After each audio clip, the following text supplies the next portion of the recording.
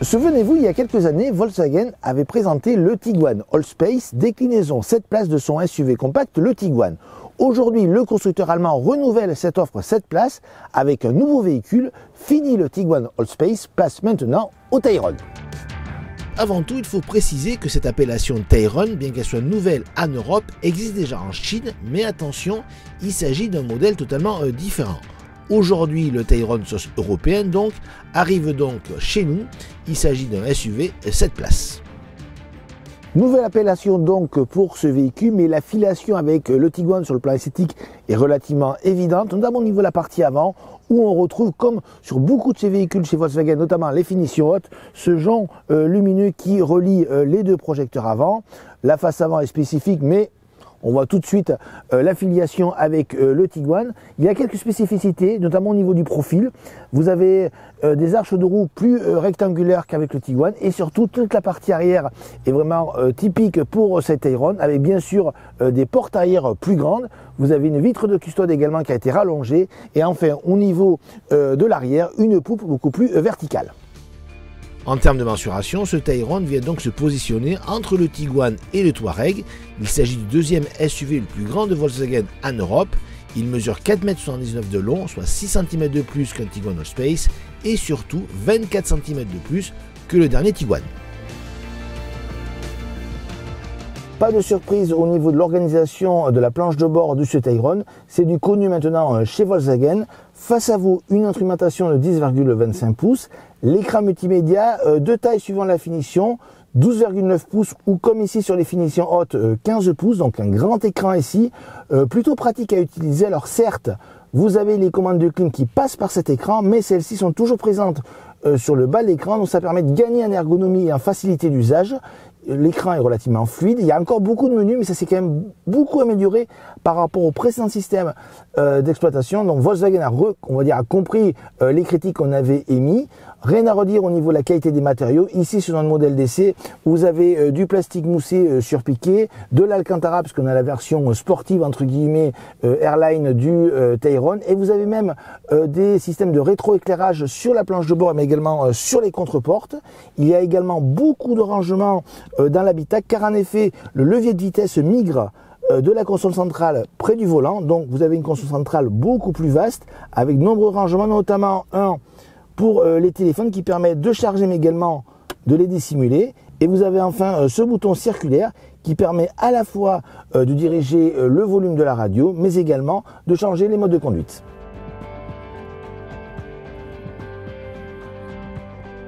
Le Tayron dispose d'un empattement de 2,80 m, c'est à peu près 12 cm de plus que le Tiguan. Résultat, comme vous pouvez le voir, il y a énormément de place aux genoux pour les passagers arrière, ça c'est plutôt une bonne chose. Attention, plutôt 2 que 3 places, car vous avez un tunnel de transmission qui est très imposant.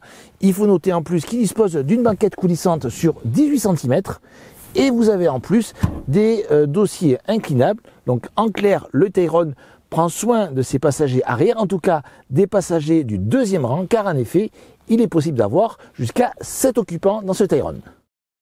Alors le Tayron peut accueillir 7 places, ça c'est un peu la théorie, parce que déjà pour rentrer c'est un peu compliqué, il faut arriver à rentrer et hop, on va dire plutôt ce sont des strapontins, comme souvent. Vous voyez, au niveau de l'habitabilité, le siège là il avance au maximum, c'est-à-dire que le siège de deuxième rang, le passager il n'a pas de place, s'il recule, c'est moi qui n'a pas de place. En clair, plutôt des enfants ou du dépannage, mais c'est pas vraiment une surprise car c'est souvent le cas dans les catégories où les sièges 6 et 7 sont vraiment des sièges d'appoint. A noter enfin que si vous prenez une version hybride rechargeable, vous n'avez pas cette configuration, c'est uniquement en 5 places en raison de l'emplacement des batteries.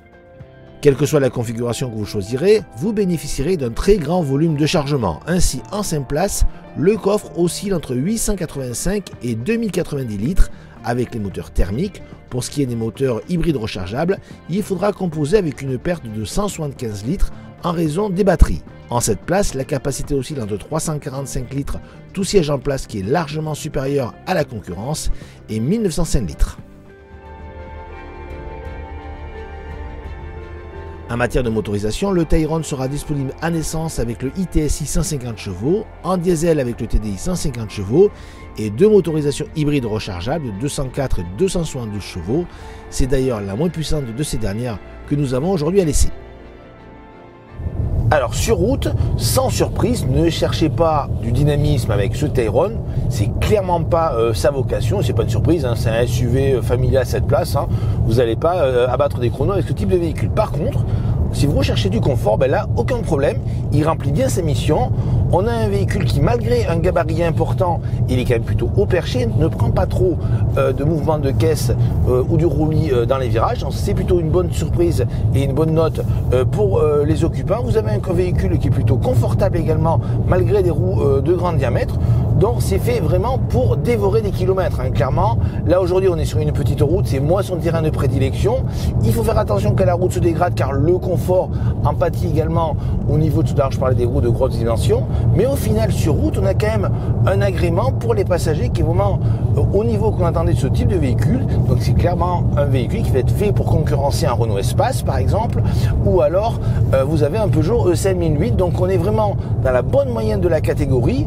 Alors aujourd'hui pour notre essai, on a un véhicule hybride rechargeable de 204 chevaux qui représentera une part non négligeable des ventes de Volkswagen en France, comptée aux environs de 40%. Il fait 204 chevaux, c'est un moteur connu hein, chez Volkswagen. L'avantage de cet hybride rechargeable de dernière génération, c'est que vous pouvez officiellement parcourir aux environs de 120 km en tout électrique. Aujourd'hui sur notre essai, on est aux environs de 90, donc ce qui est pas mal du tout. Vous pouvez également recharger soit à la maison, soit sur des bornes rapides. Ça aussi, c'est un côté positif. Donc au final, le Tayron nous livre une prestation sur la route tout à fait convaincante. À vous de voir maintenant quelle motorisation vous conviendra le mieux. À noter qu'il n'y a pas de 4 roues motrices sur ces véhicules-là, qui est frappé par un trop gros malus. Comme c'était le cas déjà du Tiguan Allspace, Volkswagen arrive donc ou continue d'être présent sur le segment des SUV 7 places avec une proposition tout à fait cohérente avec ce Tayron. Vous avez un véhicule pratique avec beaucoup de place à l'arrière mais également dans le coffre. Possibilité d'avoir 7 places également. On regrettera que cette possibilité de 7 places ne soit pas accessible à un véhicule hybride rechargeable. C'est dommage. Pour le reste, on a un véhicule tout à fait cohérent dans la gamme Volkswagen et plutôt agréable à conduire. Les tarifs sont relativement chers puisqu'ils débutent à partir de 52 000 € et vont jusqu'à 70 000 €.